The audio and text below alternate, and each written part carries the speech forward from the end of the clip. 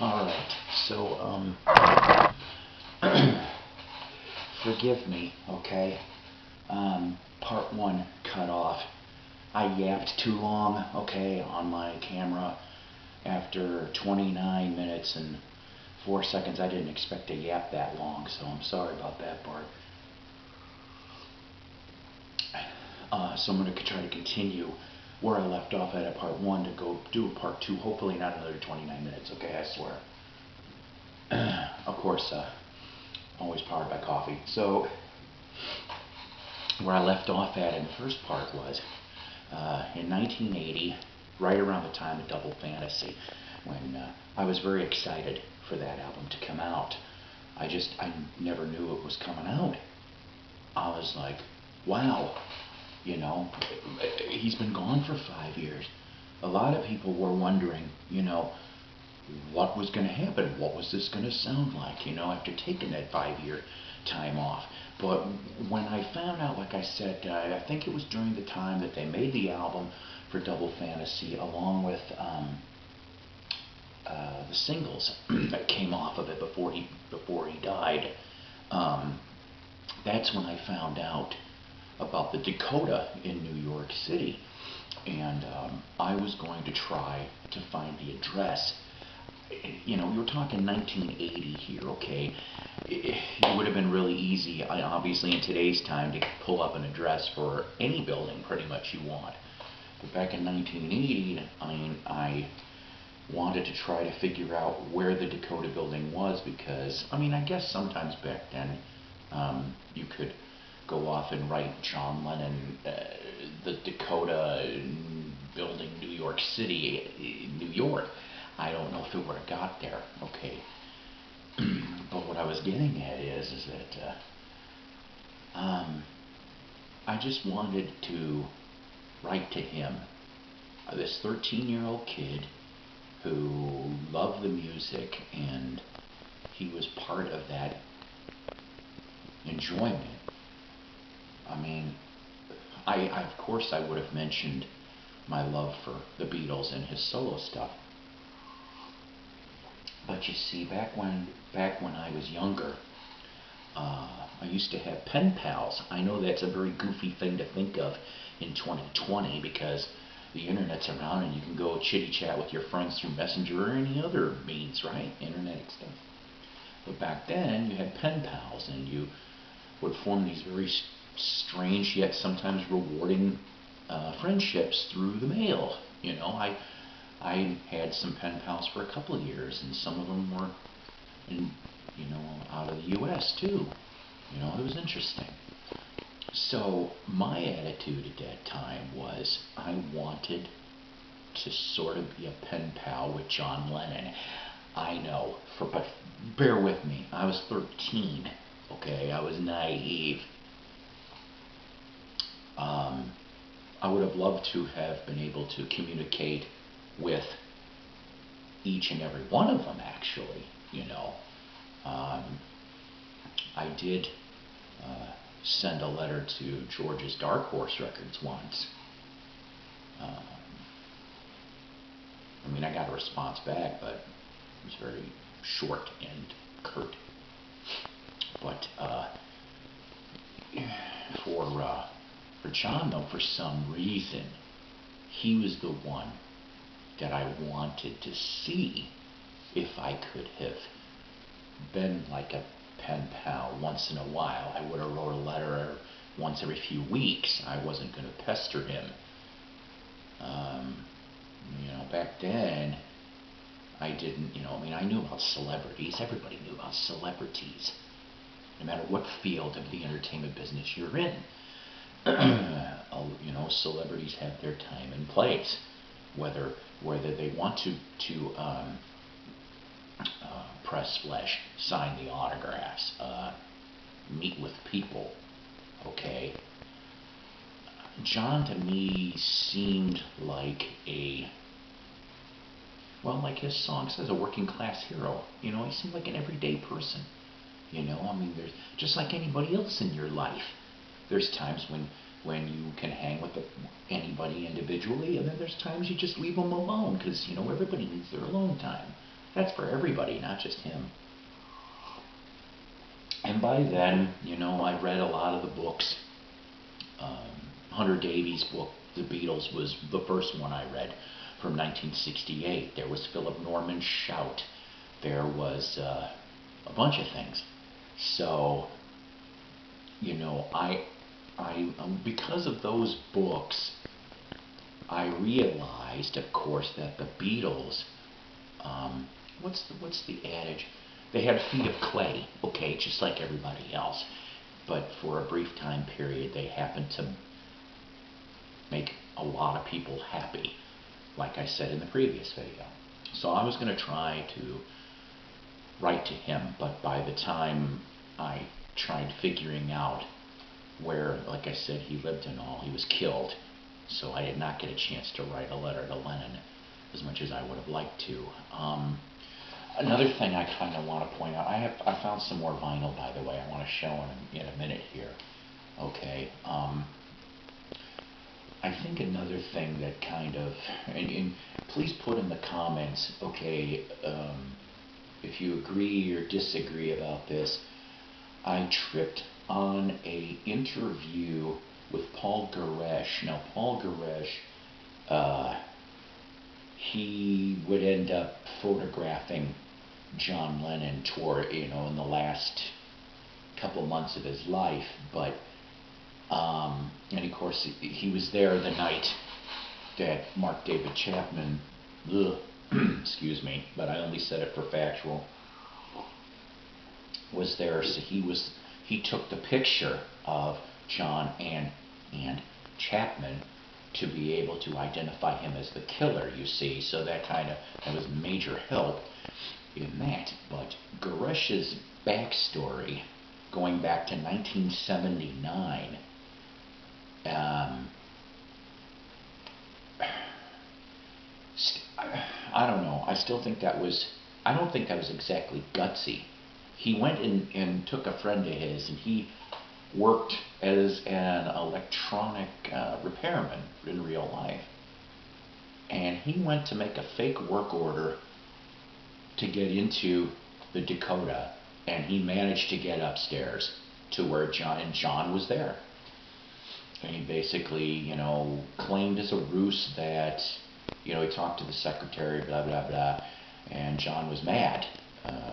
You'd think, because he also brought a book to get autographed, you see.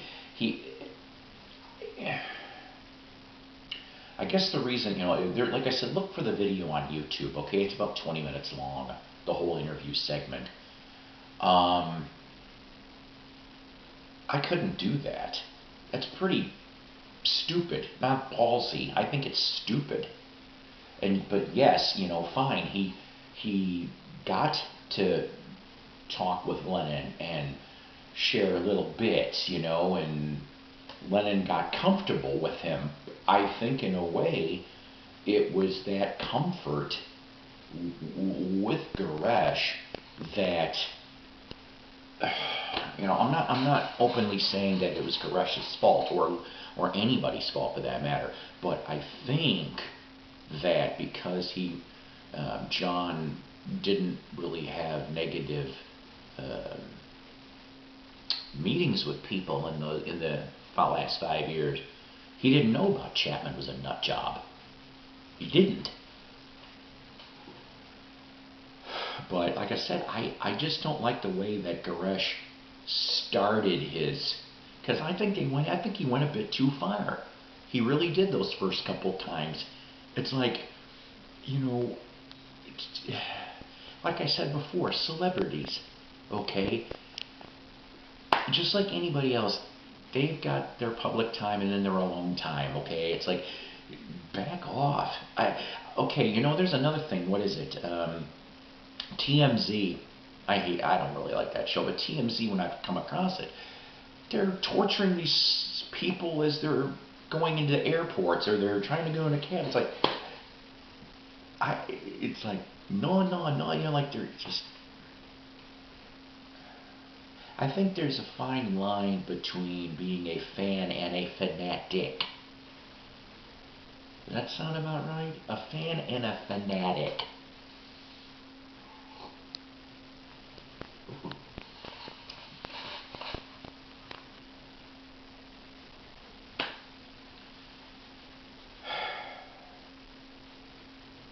And Chapman was just plain insane.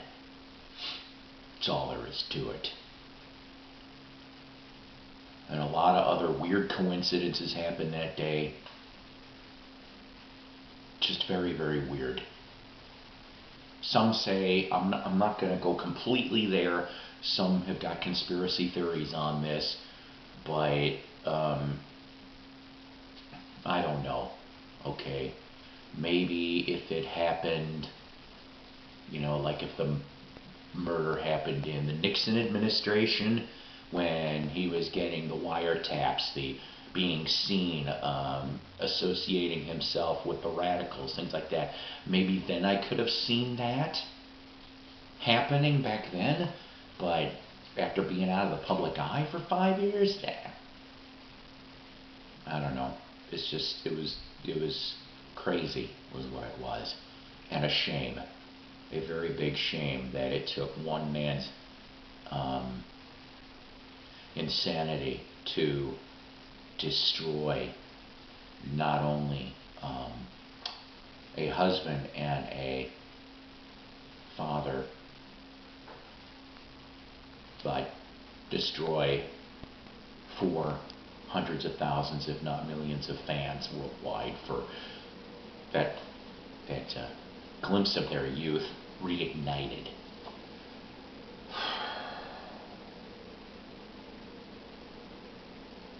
Let me show you a few more vinyl things that I found, okay? And then I'm going to ask you a question, put it in the comments, and then I'm going to shut up, alright? Because I know I've gone way too long. I know it. Alright, VJ introducing the Beatles. This was another one that I picked up. I want to say it was around 1980. I remember getting my original copy through Full Circle Records in Crystal Lake. Of course, one of my favorite albums. I love Rubber Soul. I do. This is where, okay, so remember I mentioned in the last video that there was several different phases of the Beatles, okay? So everything up to this album was your poppy Beatles, okay? Your lovey-dovey stuff. Then this comes along. This was the game changer. Yeah, everybody talks about Sgt. Pepper, and Sgt. Pepper deserves its acclaims it gets. But this baby here doesn't get enough. It really doesn't, because it sets the scene for everything. For phase 2 of the Beatles, okay? And of course, Magical Mystery Tour was part of it too. But then you have phase 3. And I know you're going, phase 3? What the hell is he talking about? White Album. Yeah. This one here is an original. It is 1,654,199. I cannot remember if this is the one that actually happens to have the mistakes and stuff. I brought this up before when I was doing my White Album episode. Yeah, this is the one here that they were doing a lot more material, kind of getting away from each other and making their own stuff. That's why this is phase 3. From this and Let It Be and Abbey Road is phase 3, okay? There's a lot of beautiful stuff on here. I honestly think that John gets more introspective on this album than he really has anywhere else, at least as far as the Beatles were concerned, okay?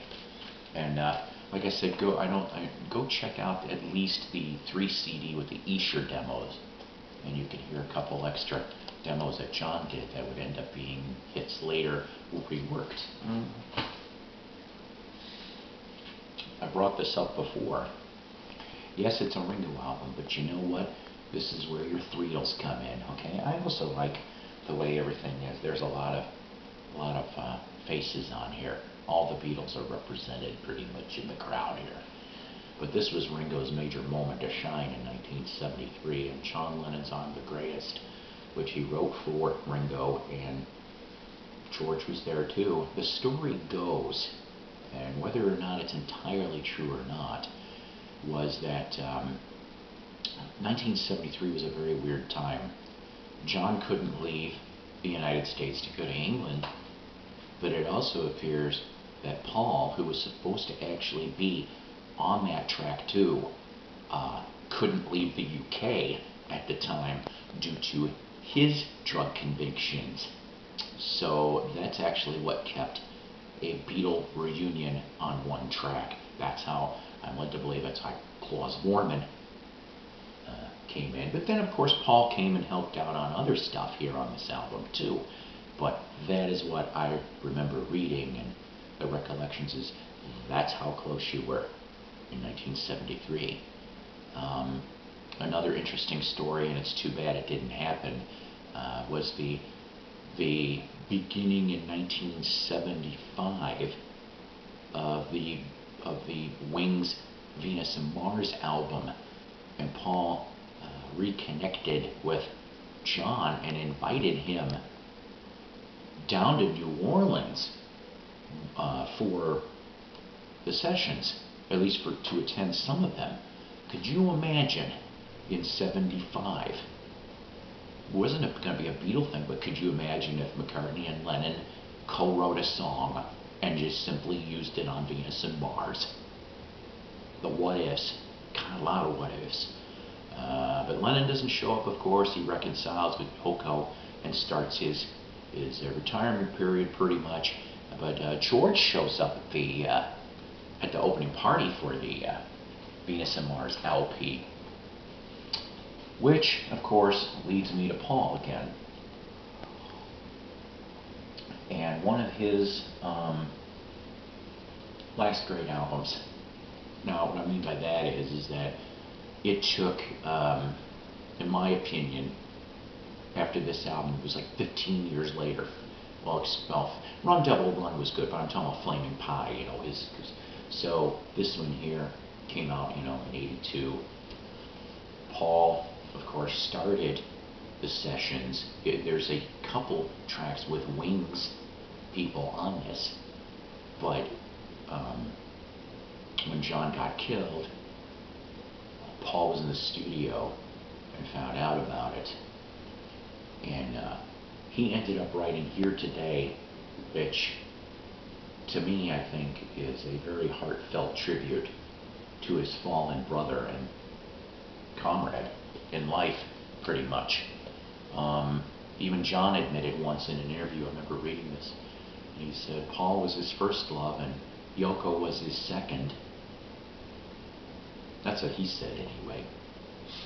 I could see that. I really, really could.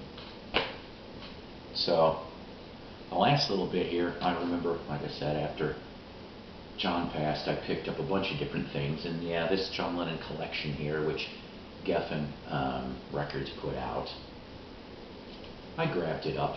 I had most of the stuff by then, but you know what, I really like the cover. Can you believe that's probably why I bought this? Honestly, you know?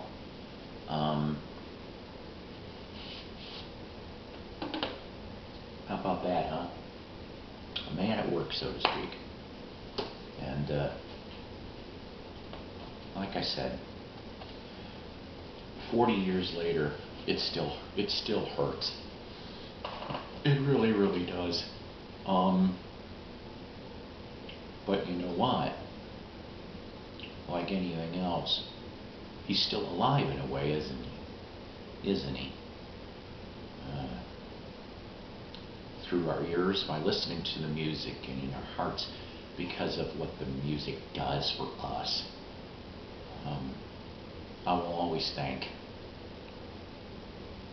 those four great musicians for making such fine magic for those from 62 to 70, those 8 years, and then some.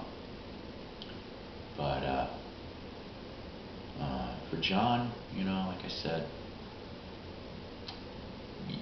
it just spoke to me. His and George's spoke to me most.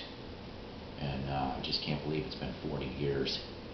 I found out recently, I guess, I'm going to leave it on this, that Yoko has passed the torch, so to speak, on the Lennon estate to Sean.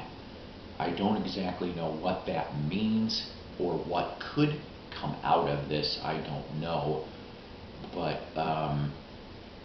so does that mean that I've been hearing that Yoko's been ill on and off for about a year or two now. But for her to go off and basically announce that makes me wonder if she's going to be going to down the line here soon. But so it's down in the comments. Okay, and like I said, I apologize about the cutoff suddenly on part 1, but I blab a lot, especially when it's something I love and I'm interested in. If you remember, what Lennon memory do you have? Do you have anything specific? What did you do when you found out? If you remember, if you were, the late into December 8th, early December 9th in 1980, what'd you do? For me, I played music on my stereo, and I went to my locker the next day, if I remember correctly, and put up some more Beatles photos, I mean, inside of my locker. So what you guys do? I mean, how did you take it, if you did? What's your favorite Beatles with John? What's your favorite Lennon stuff? Does one song stand out for you? Do you happen to have any memories attached to John for you? What's he mean for you? Alright guys, I love you guys. I appreciate your patience in this long-winded video. Commercials, and I do have new subscribers, but I'll bring them up in the next video or two, okay? Take care, God bless, rock on, and go listen to some of this stuff. Make yourself feel good. Remember, take care.